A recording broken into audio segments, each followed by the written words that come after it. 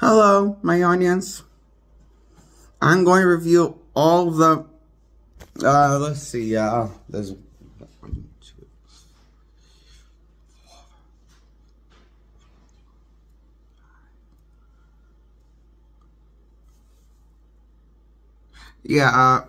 Just checking to make sure I got the number right in my head of how many movies I'm reviewing. I'm reviewing 5 of the Michael Bay Transformer movies, all the 5 movies in his universe. Directed by him.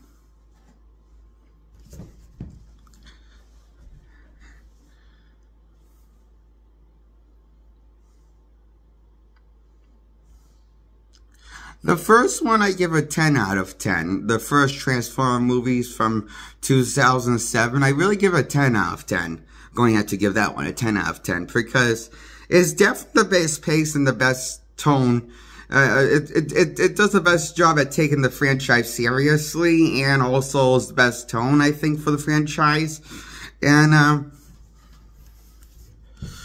it's also like had the best balance of action and humor where it never got too much of either or.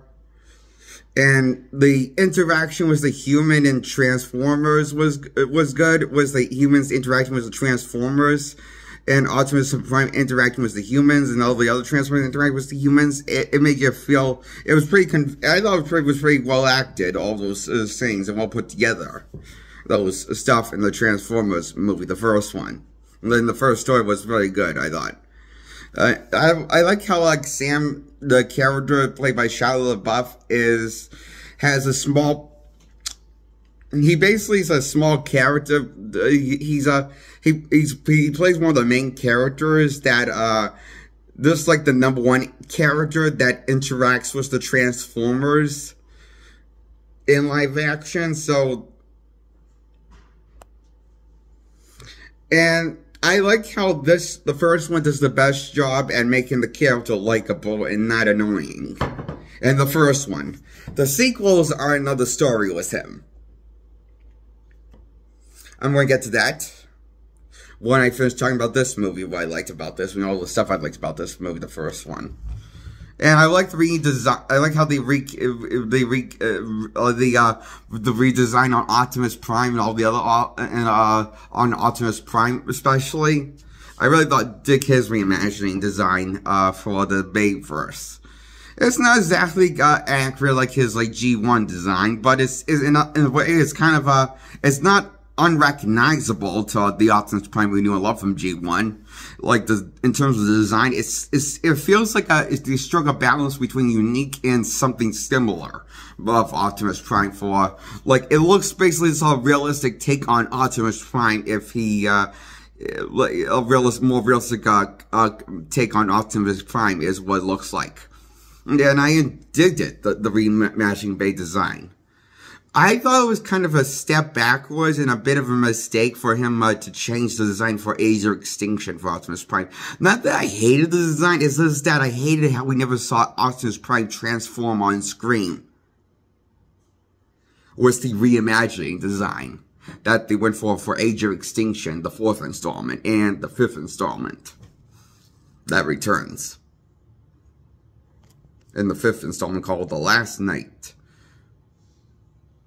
The last 2 have Mark Wahlberg as the main character who interact with the Transformers. And Shia LaBeouf's character is nowhere to be seen. I mean, he's mentioned briefly by one of the Autobots in the 4th installment when they're talking through cell phones, I guess, communicating. But he's never makes a cameo other than mentioned by one of the Autobots that used to be a Decepticon. In the 4th installment called Age of Extinction.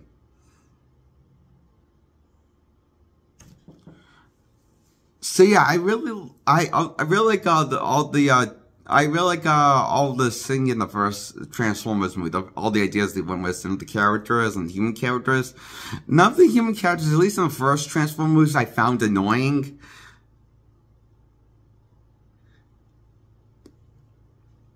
But that was just me, so that's why I give the first Transformers movies a 10 out of 10 from 2007. Starring Shia LaBeouf, directed by the great Michael Bay, the director of the first 2 Bad Boys movies.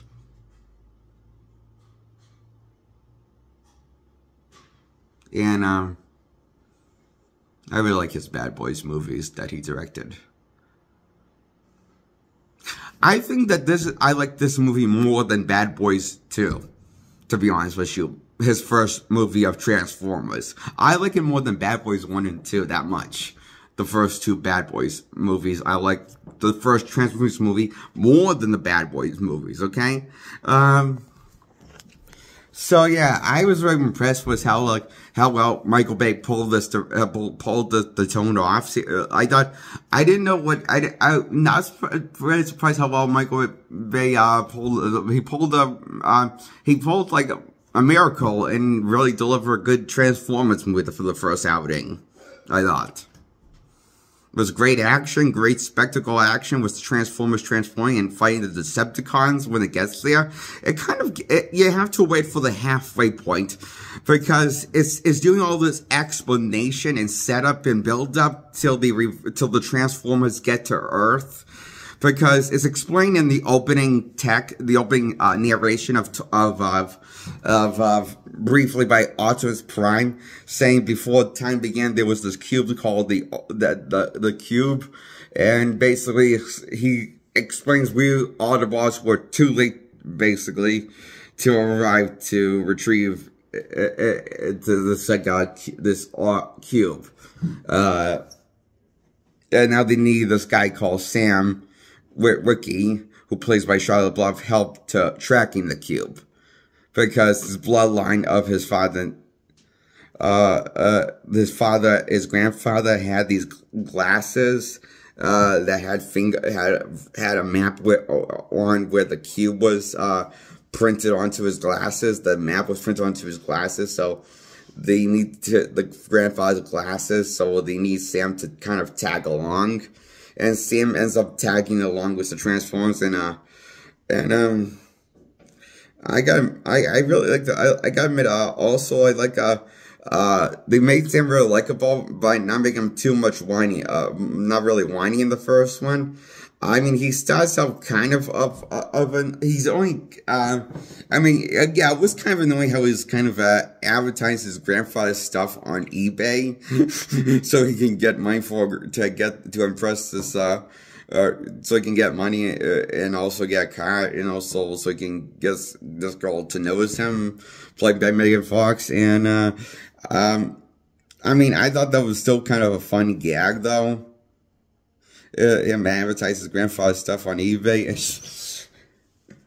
And I just thought it was kind of funny how the teacher actually passed him when he was just coming up with, Shia LaBeouf, character is does have some funny moments in this movie, but he also has some, I also like the really serious moments, like when he's being chased after Megatron, he's still not going to give up the cube, just because, the Autobots told him, run, Sam, don't give up the cube.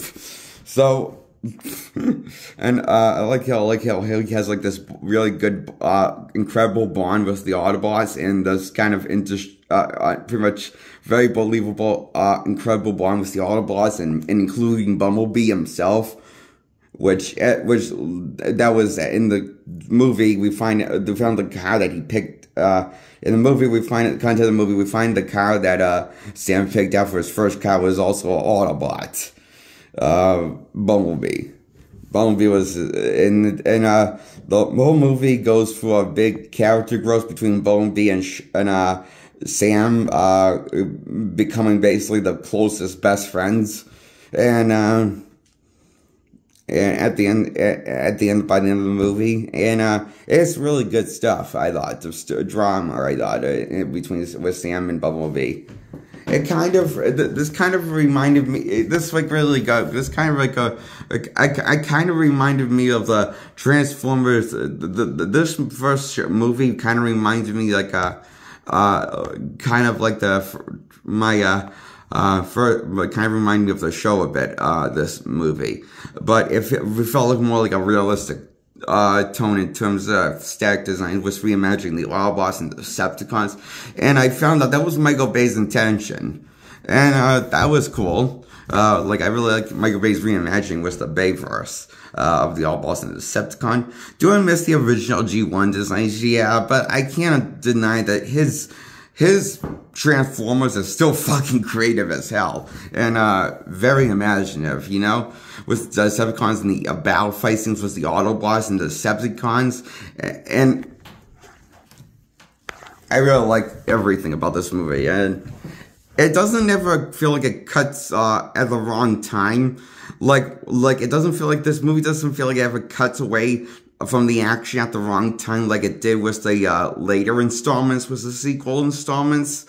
Starting with, I think, that probably kind of started with the fourth one, I think.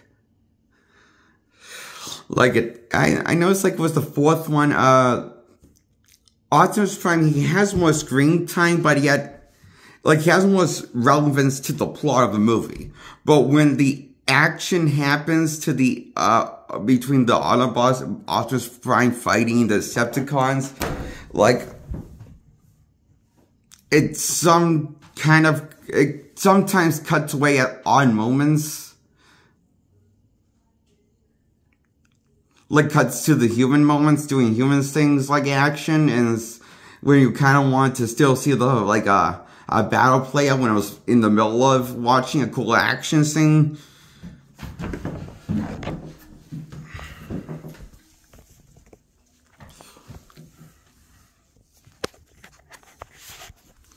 So, I like the Transformers sequels from the Bayverse.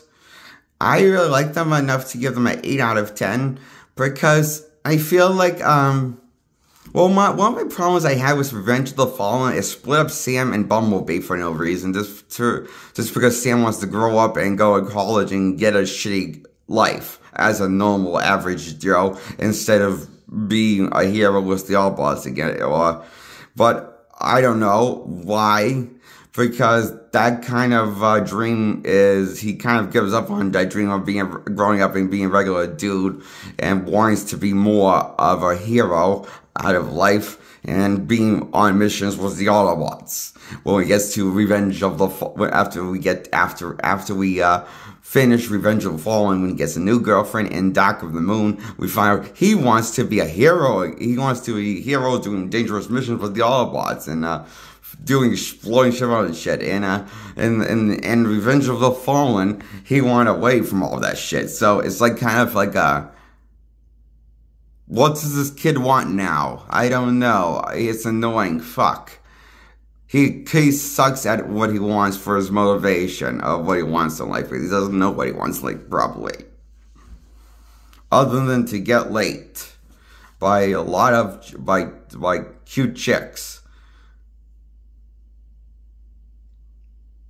And he traded Megan Fox's character with a different, cute character. I forget what her name is. To be fair,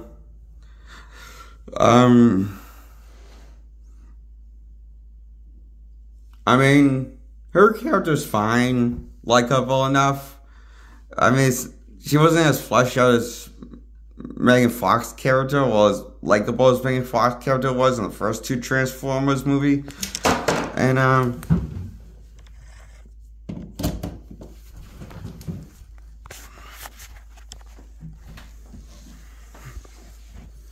personally, I think the best human character that interacted with the Transformer was Megan Fox's character in Revenge of the Fallen. Because she was the least annoying one. And the most likable. Especially when she tortured the midget Transformer that wanted to be an Autobot in the end. Because he didn't want to be bullied by the Decepticons. And started humping Megan Fox's leg in the middle of the desert. Of nowhere. It was a funny gag. And it was even funny gag when Shia LaBeouf's cat just kicked him off of him doing that. Funny shit.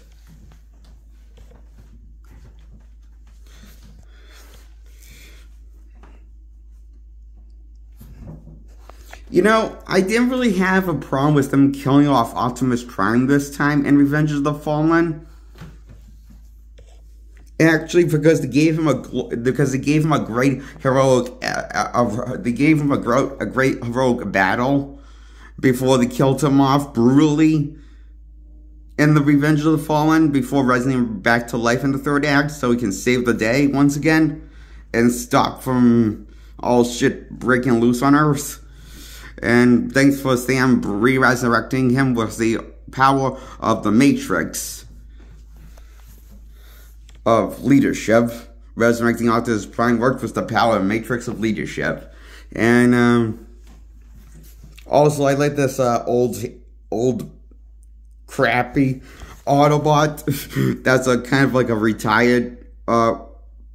He's a retired Decepticon that turned to the Autobot side long ago by personal choice, and he decides to make a sacrifice for Optimus Prime to give Optimus Prime the boost he needs to save the world. And basically because Optimus Prime, well, he was missing one of his parts, that even though he he just didn't have enough. It's explained better. The movie explains it better than me, okay? As I could explain it. When Optimus Prime got resurrected back to life was the Allspark, not the Matrix of leadership, you know? His Allspark united and went back online again, and basically, he needed a certain body part and a certain body part from a certain power or something to help him out in so this old Transformer basically just sacrifice himself so he can actually help Prime give him the power boost he needs, and to save the day and take down this giant Decepticon that's wreaking havoc.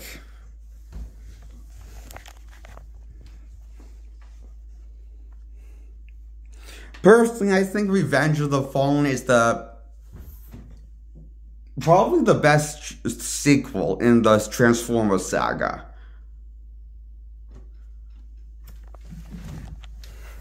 Directed by Michael Bay. Because it just felt like the least wasted potential compared to the later sequels. The later sequels just kept on having more problems, I felt like. Trying to find a balance between the action and humor, and not feeling, and it's like sometimes, like I felt like the human and the action was a little cluttered more than, and it wasn't the best, really the most coherent. It really wasn't really had too many characters, really. More Autobot characters that tag along than the first one in the beginning of the movie.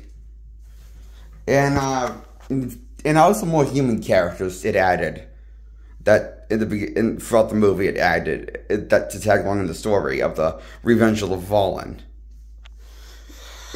And I couldn't help but think all these added characters didn't seem necessary, you know? What happened to all the characters you already had? Why couldn't you just flush them out more? Why'd you have to add more characters of Autobots than what you had? I just feel like,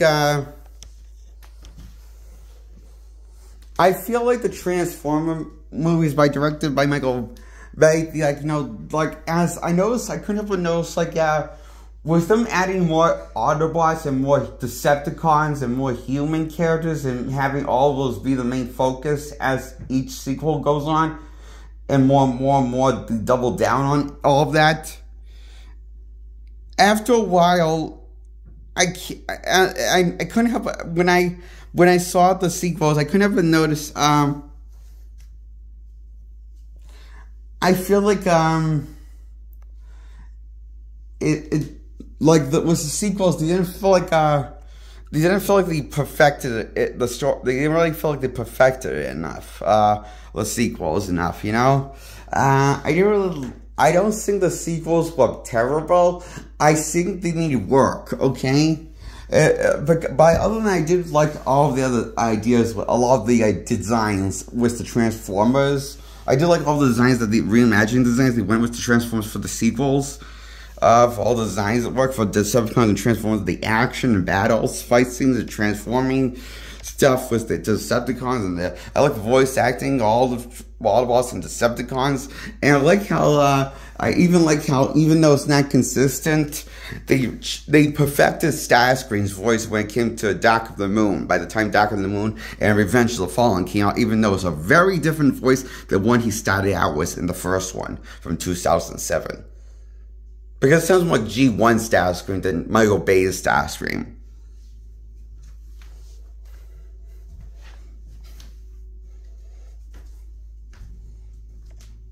But I'm not complaining. I just noticed that. I still dig that thing.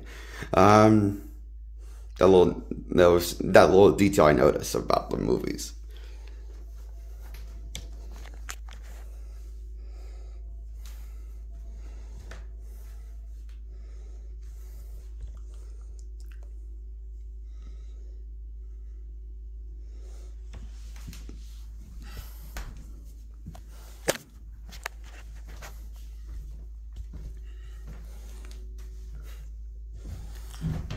Also, one of my problems with the fifth one, The Last Night from 2017, that's the fifth one with Michael Bay did. One of the problems I had with the movie is that it's set up in the Optimus Prime's the baddie of the movie, but because he's being manipulated and brainwashed into basically doing evil shit, and because of his maker. It's explained in the movie that that his home Cybertron's dying because and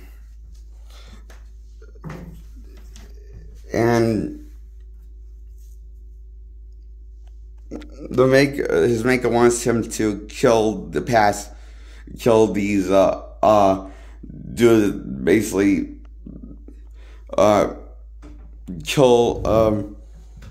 bunch of go on killing spree and steal this thing MacGuffin that it's on Earth, and that's what Mark Wahlberg's character is, and then we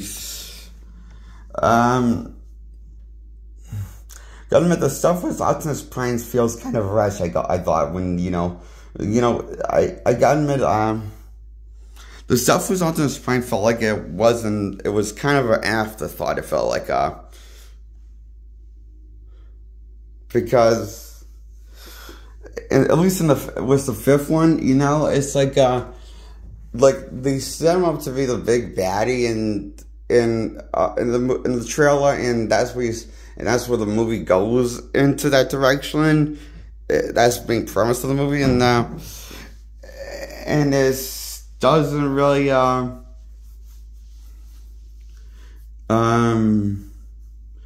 the stuff that he has there's not a whole lot, because seeing he's supposed to be the big bad, he doesn't have a whole lot of reasons to be on screen. He's not in the screen enough to do anything a whole lot enough. I don't know. I thought he was in the movie the bare minimum than what he was necessary for the plot to make sense or engaging for Last Night.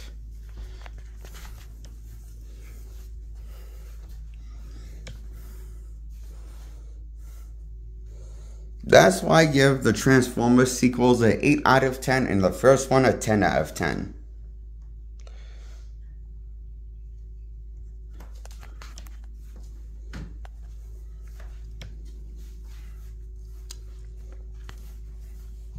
Now I'm going to talk about the official original Transformers animated movie from the 1980s, tie into the first 2 seasons of the show. That's the finale of the first 2 seasons of the show because they killed off Optimus Prime and don't even resurrect him in the animated movie. And that's where this Hot Rod character becomes a new leader at the end, because he opens up the matrix of leadership and able to unlock it and becomes the new Prime. That one's the one that that ties. That's that one I'm talking about. And I'm giving this one an 8 out of 10.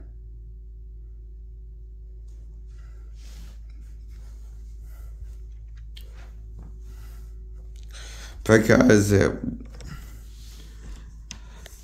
was kind of short, and I thought it was kind of stupid that the whole story was kind of stupid and idiotic, and I thought it was a dumb idea for them to kill off Optimus Prime and a bunch of Autobots in a gruesome fashion. I thought it was kind of a retarded story.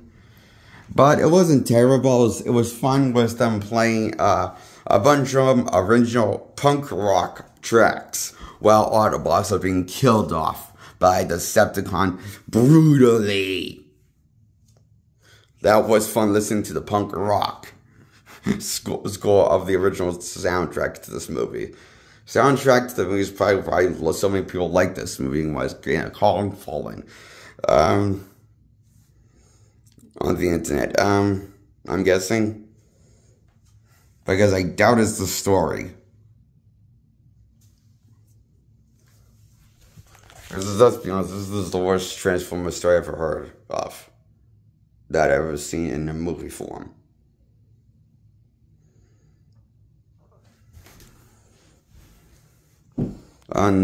Ever. This is the worst Transformer movie I ever could have imagined. The first outing of the Transformers movie from the 1980s, I thought was the worst idea ever you could do with the brand. I mean, that's all I gotta say, but that's why I give the Transformers animated called Transformers the movie. Transformers the movie, I think it's called that, from 1980s finale of the show, first 2 season finale of it's meant because it kills off Optimus Prime, and yeah, they made another season after the movie came out in